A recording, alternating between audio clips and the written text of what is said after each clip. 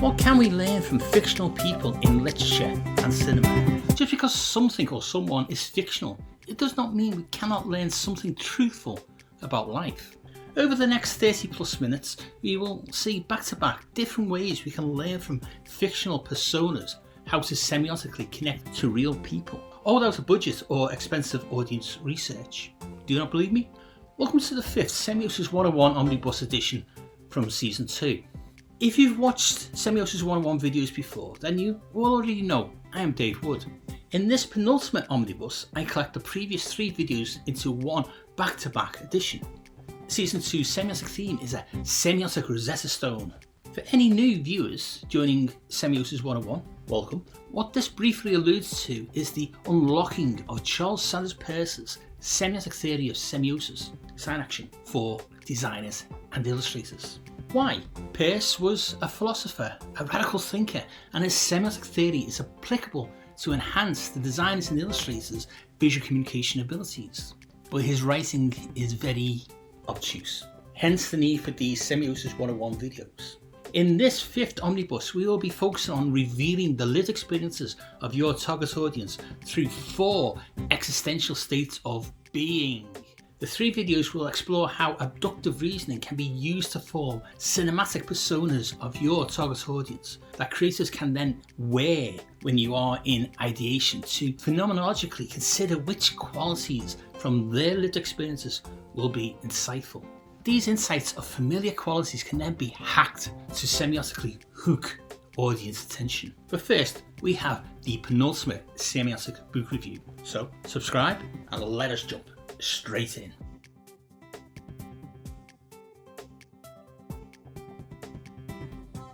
Arguably, the logic of design is abductive reasoning, a form of logic that is not concerned with truth or scientific proofs, but on what is a workable hypothesis.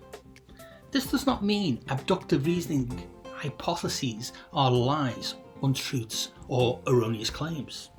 They are currently the best working knowledge until more data is available.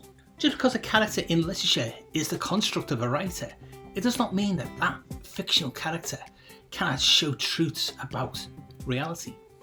The visual, multi-sensory world of cinema can also show reality through the lens of creativity and fiction. So, from a semiosis context, the first 2 books I will be reviewing is Peter Wallen's Signs and Meaning in the Cinema.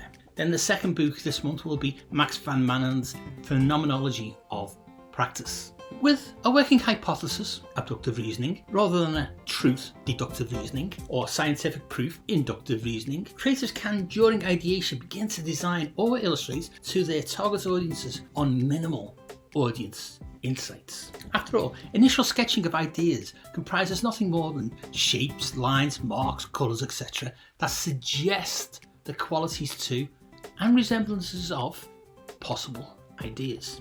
At this initial stage of ideation, these are merely iconic representations of possibilities. As more insights are made from the target audience's mutual lived experience, this working hypothesis can be improved. Details can be added, wrong assumptions can be discarded. A working hypothesis of who the target audience are can be fleshed out like a fictitious film character.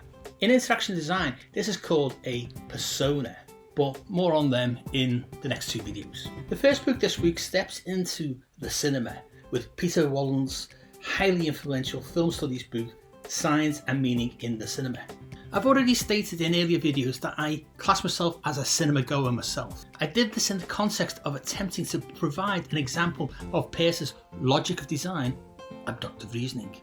I used the target audience example of cinema goers to show how a creator can use a working hypothesis of their target audience's lived experience can provide visual insights. Check out episode 13 and 14 to see that example of cinematic darkness can begin the creator's ideation phase. With Wallen's book, however, I am only going to focus on cinema as a comparative example on how visual communication design can apply Peirce's semiosis. Specifically, only chapter 3, the semiology of the cinema. Firstly, the title is a bit of a misnomer. Wallen decides to use the Caesarean term semiology while in fact championing Peirce's pragmatic semiotic theory that we know as semiosis, sign action. Do not be mistaken by the chapter title. I nearly was. I only came across Wallen's book in 2022 when a friend offered me it for free. I've stated in Season 2's book reviews that the index at the back of theory books will be the designer's and illustrator's ally. Thanks to searching Wallen's index for Peirce, I read this chapter despite the misnomer and was thankful that I did. Wallen provides the visual communication focused reader with a very clear differentiation between Peirce and Saussure and Barthes, between semiosis and semiology, and ideas how Peirce's iconic and lexical and symbolic science affect aesthetics. There's a lot in this chapter on Peirce, and Wallen writes with clarity about Peirce's triadic classifications of representing the concept, as we call it, Peirce's object. For the creative lay reader trying to understand this part of semiosis, pages 102 to 103 are wonderfully succinct in offering a summary.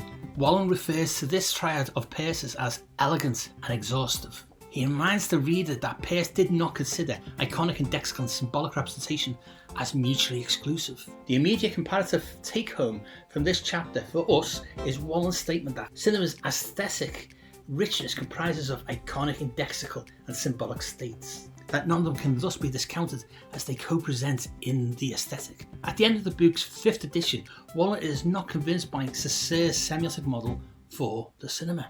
It seems that Wallen and myself have arrived at the same conclusion about how Peirce's semiotic model offers more to creatives, whether filmmakers or designers and illustrators. There is much more in this chapter of value, but limited time in this video, so I will be drawing on Wallen over the following 2 videos. We will also be drawing on the cinematic concept of characterizations to help semiotically inform creatives of target audience motivations too. But now we will turn attention to the second book, Max van Manen's Phenomenology of Practice, Meaning-Giving Methods. This provides insights to methodologies to underpin creators' working hypotheses on their target audience. Semiosis is underpinned by a phenomenological framework. Peirce frames the semiotic sign action in 3 states: firstness, secondness, and thirdness. What this book provides us with are methodological ideas we can apply.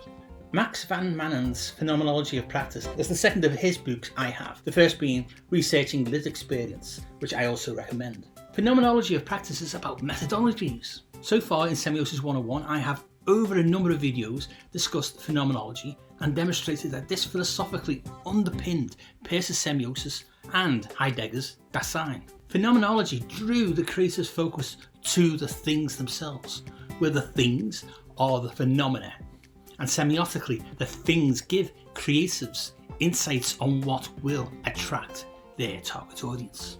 But how can creatives discover, understand, gain insights from these amorphous things? Well, Van Manen's book offers creators a range of methodologies from which they can explore and find the best methodological fit to their individual practice. He offers the reader a broad range of meaning-giving methods for doing inquiry. Before I state which methods I personally have used in the context of semiosis, let me just go through his contents to demonstrate the range of methodologies designers and illustrators can explore.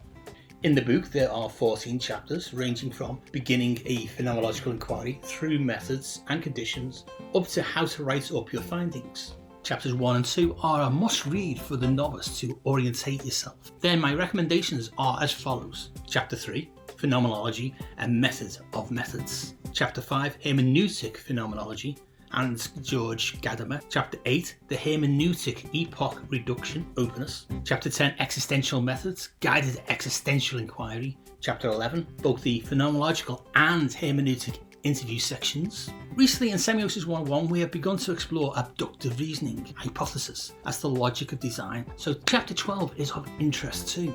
In the last 3 chapters, Van Manen begins to pull things together into how to analyse and communicate phenomenological insights.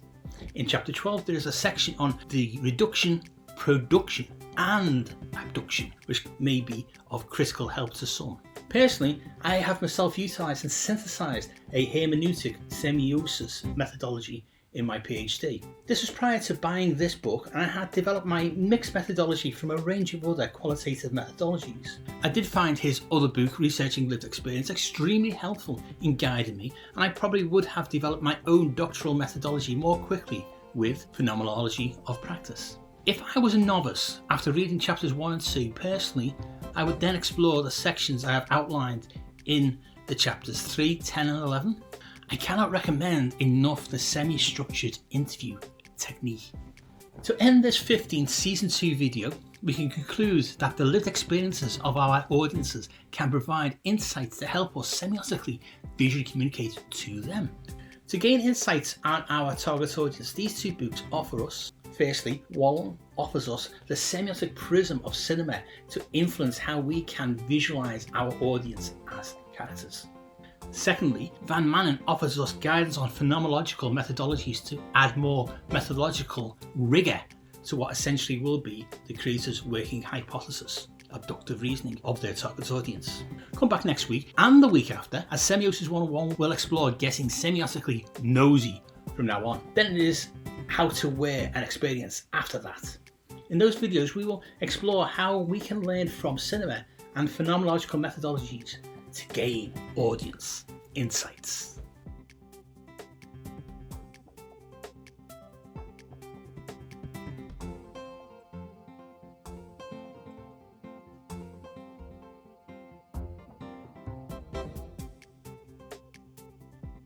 In recent videos we have already explored the basics of hypothesis and abductive reasoning. We have seen the real potential of a hypothesis during the ideation phase as it logically focuses only on what is the best answer for now. Floyd Merrill in his book Science Grow, Semiosis and Life Processes states, abductive acts reveal mind at its best, not that of reason, logic, intellect, control, but that of sentiment, intuition, gut feeling, which are all in classical jargon closer to the heart than to the mind. Yes, those awkward, unrigorous, non-scientific, woolly, qualitative things that are neither logical, quantifiable, scientific proofs, inductive reasoning, nor verifiable truths, deductive reasoning. This is partly why Nigel Cross calls abductive reasoning the logic of design, as design and illustration use the qualitative to engage the mind. This places this discussion firmly in the phenomenological realm of the audience's lived qualitative experiences, where gut instinct is an important factor in audience visual reception to designs and illustrations. Peirce's semiosis is firmly rooted in this phenomenological realm. We have already explored his three phenomenological states of firstness, secondness and thirdness across many Semiosis 101 episodes so far. Check out the archive. The semiotic sign action begins in a state of firstness, only if it is perceived by the audience. In this video's opening and in recent videos, I alluded to 4 existential states we exist in. These states are lived space, time, body and human relationships. They come from Max Van Manen's other excellent book, Researching Lived Experience. This phenomenological realm of understanding affords meaning to emerge from what has already been experienced. So in this week's video we will now explore how these 4 existential states of being can offer valuable insights into a target audience's socio-cultural experiences. These insights can then be semiotically hacked by designers and illustrators during ideation by crafting the iconic representation level to resemble and align with familiar visual qualities the audience can connect with. Where can these audience insights come from? How much of a research budget and time will we need to invest to gain these audience insights? Do not panic. Hypothesis is free, much like this advice. I have previously used a cinema-going audience example on how to apply abductive reasoning to gain insights to begin your ideation phase. This is to see how at a semiotic iconic representation level of idea generation, familiar qualities can be semiotically hacked to hook and retain audience attention. Let us repeat that thought exercise again with a different example and by using the 4 existential lenses of lived space, lived time, lived body and lived human relationships. Remember, we're not interested in secondary or tertiary audiences, just the primary audience. We will now take a target audience from actual design briefs from D&AD's 2020's New Blood Awards. In each brief, D&AD's design agency partners specify their chosen brand's primary target audience under the briefing heading, "Who are we talking to?" If your client has not specified this, then ask. If they have, then you will have more detail in the brief. From this target audience pen portrait, we will see how semiosis and abductive reasoning can help a creator to develop a working audience hypothesis. Out of the tutor pack of briefs, I have shortlisted 4 target audiences from 4 brands' 2020 briefs. They are Audible's leisure upgraders, HSBC's airport visitors, Intel's overwhelmed, and VBAT's bike hiders. In this week's video, we will only use one brief, so I will use the other target audiences in the last few videos of Semiosis 101 Season 2. So, as randomly as I can, I have selected bike hiders for this exercise, and we'll cover the other 3 in future Season 2 videos. So, subscribe and come back to catch them all. Okay, who are VBAT's primary target audience? If you look at VBAT's brief, written with the brand agency Superunion, the client's ask from the creative is to reimagine the identity of a local bike hire scheme in a city of your choosing. In the next section of the brief, VBAT Superunion specify who are we talking to, tourists and locals. The possibilities are endless. Your identity should seek to inspire a wealth of people to take up cycle hire in your chosen city, from encouraging locals that cycling to work is more fun, to promoting all your chosen city has to offer on the saddle to someone who has never been there before. Possibilities are endless. Okay, we have already established creatives cannot visually communicate a specific concept to everyone. So how can hypothesis, abductive reasoning, the logic of design, and semiosis help the creative here to target a primary audience? Through the existential lenses we are taking in this video, let us look at tourist locals in live, space, time, body, human relationship contexts. A tourist is only a local person in someone else's locality. They are still cognitive human beings and not aliens. Social cultural context will be different, language may be different, currency may be different, the locale may be unfamiliar to them, and the liminal spaces of their everyday actions may differ, e.g. traffic direction to their existing experience. But there are constants in bike hire.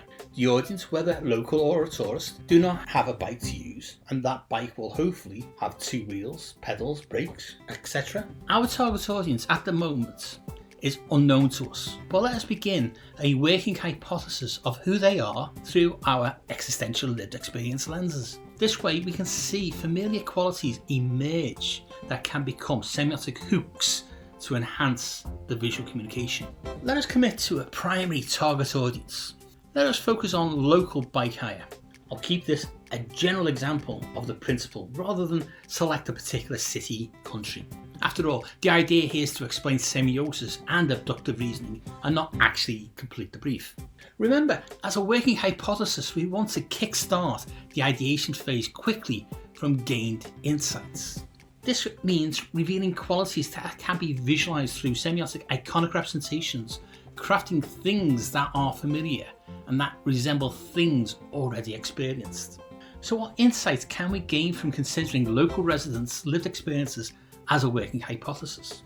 Well, initially we can say the target audience will be knowledgeable of their local streets, the traffic directions, the geography of the area, etc. Lived space. Locals will have more understanding of local traffic conditions they will cycle through during different periods of the day, lived time. They will individually know their own fitness levels and the size of bike they need, lived body. The last initial insight in the context of bike hire is that they individually have past experiences of financial transactions, lived human experience. So far, none of this is groundbreaking, is it? That is the point. It does not have to be arcane and mysterious. The logic of design starts from the known and reveals the unknown. Now, this unknown, through applying abductive reasoning, leads the creative to the best possible explanation for now. The ideation phase is the period of daring to fail, where creative solutions can be tested, where semiotic iconic representation can be crafted. To end this 16th Season 2 video, we can conclude that insights into our target audience can be made Quickly, the four existential states of an audience, space, time, body, human relationships, offer creators four lenses to view any potential audience. Firstly, the primary audience's lived experiences offer creators exponential clues on how to semiotically attract and retain their attention. The example brief's first sentence did state the possibilities are endless. Secondly, with abductive thinking, those possibilities as to whom our audience are have just got more focused. This existential focus can now lead to revealing experiential qualities of familiar things or things which, in the context of visually communicating to that audience, resemble visual qualities the audience already have experience of. Come back next week to semiotically wear an experience from a hypothesis.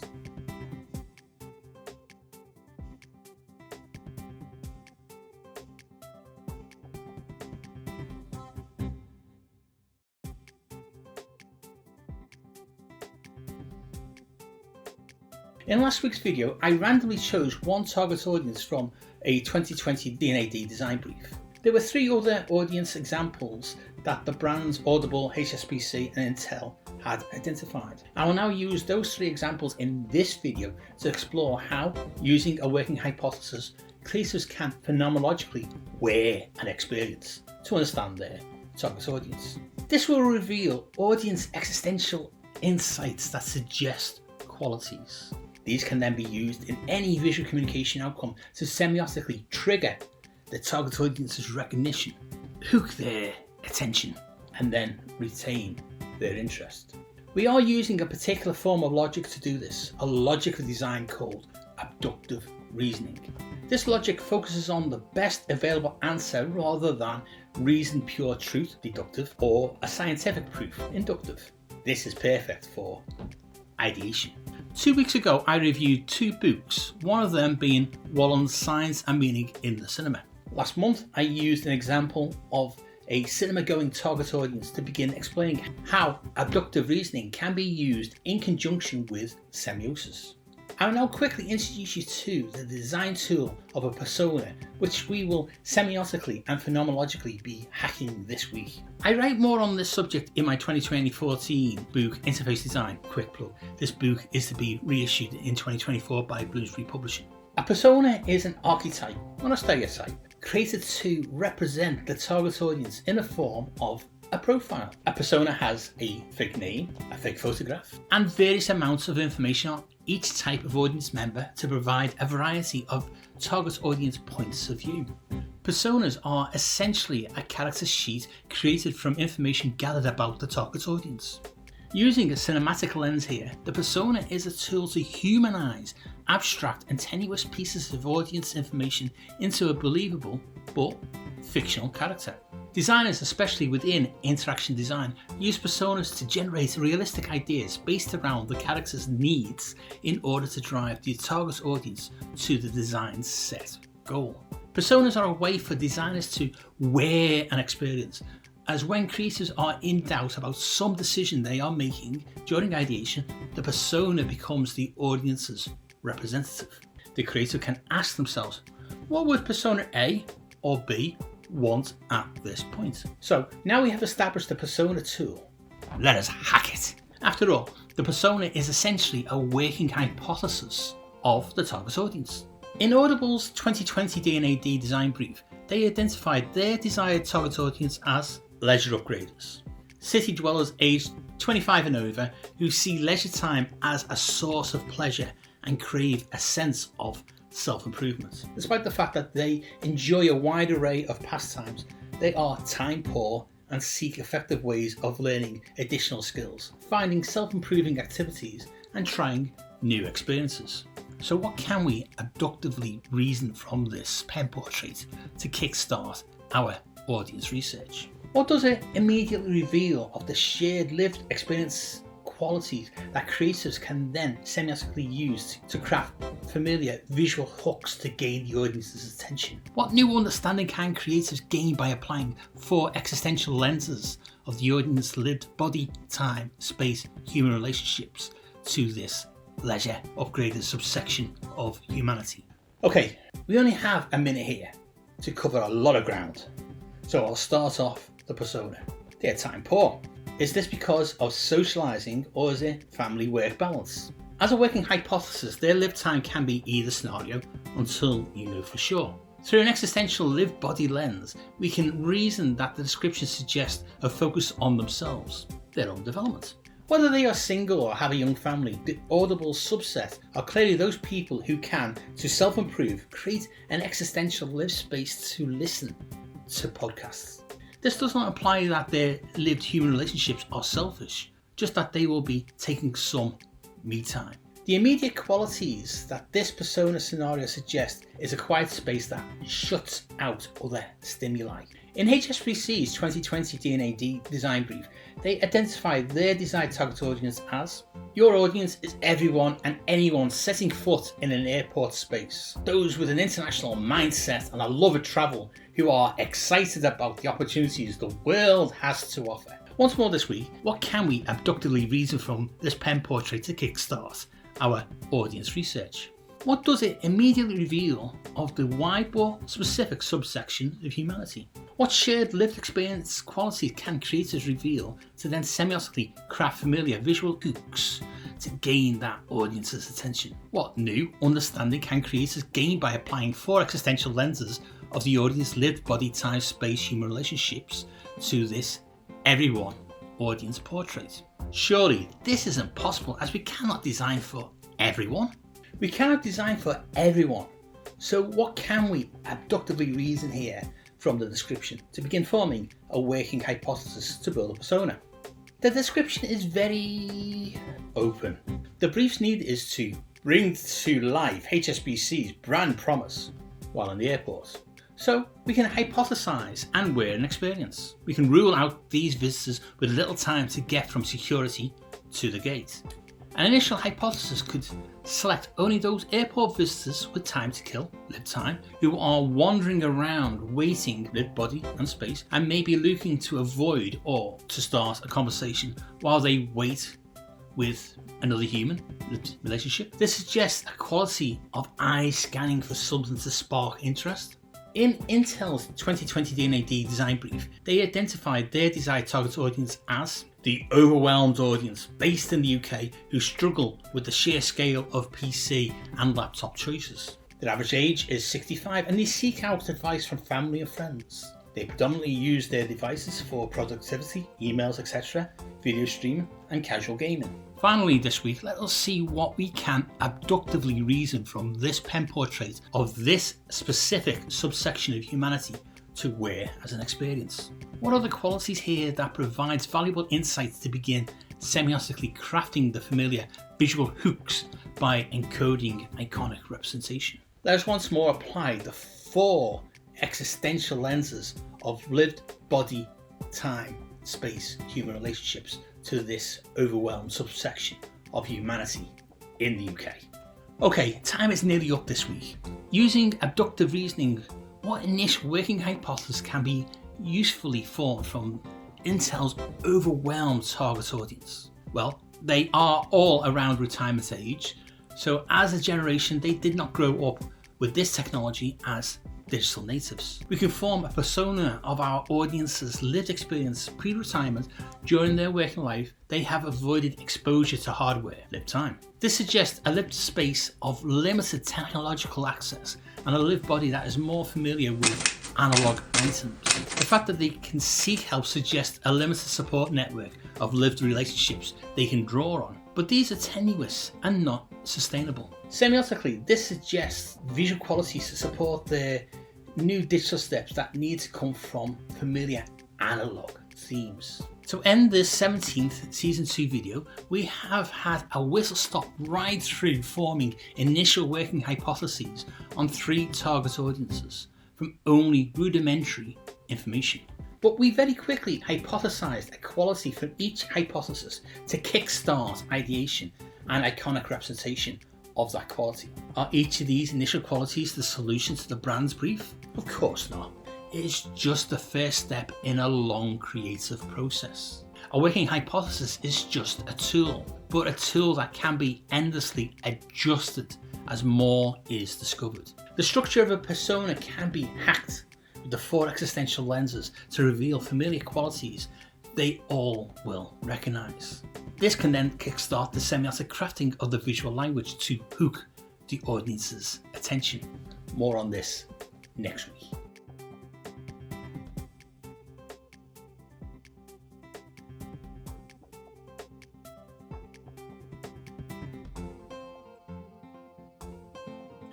I am Dave Wood, a design educator and researcher, a published design author, and I've worked commercially as both a freelance illustrator and graphic designer. The guy behind the theory, Charles Sanders Peirce, was a philosopher, a mathematician, and a theorist. But he was not a creative.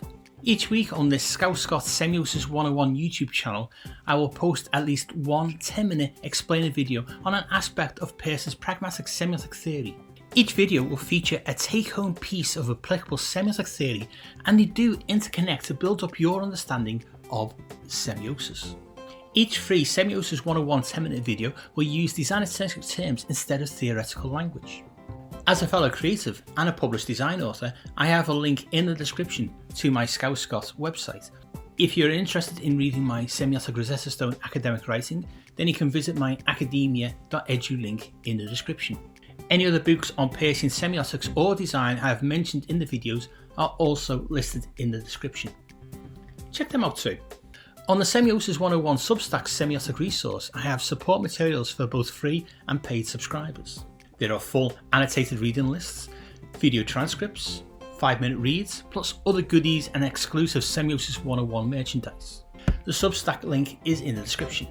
Thanks for watching this Semiosis 101 Omnibus. Check out all the Semiosis 101 full and short videos, like and share them with your friends, and hit the bell and subscribe buttons to be notified when next week's free Semiosis 101 video is published. You can also follow Semiosis 101 on the socials for updates. It is Semiosis 101 on Instagram and Twitter. See you all again next week for more Semiosis 101 to help illustrators and designers to enhance your visual communication skills.